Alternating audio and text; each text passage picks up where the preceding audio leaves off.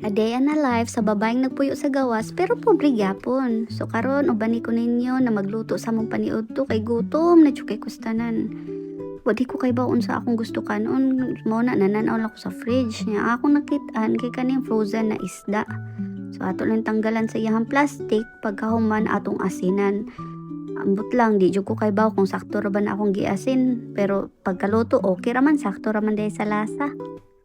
Samtang nag-asin day ko ani, ako nang gipainit ang kaha ug ang kaldero para sa noodles. Okay, init naman atong mantika, lunod tanan ning isda. O, di ba? Di mailan diha na init, pero init yun na siya, promise. Uy, pasensya dahil ninyo ha, kay primero taon din ako na vlog o voice over. Pagkalisura ba diha ning buhata? Uy, naglibog kun sa ko'y sulti.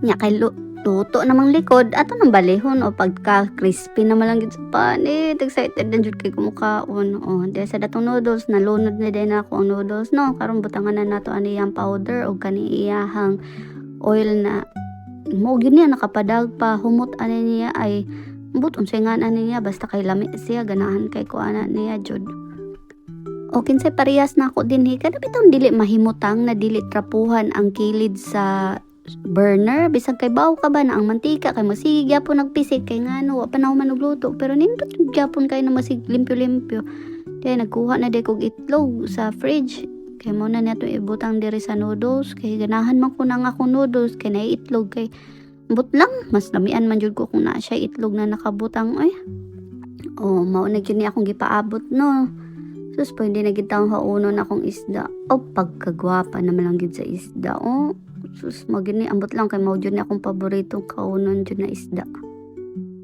Launo na lang sad nato atong noodles kay gutom na jud kay tanan lami na jud kay ikaon.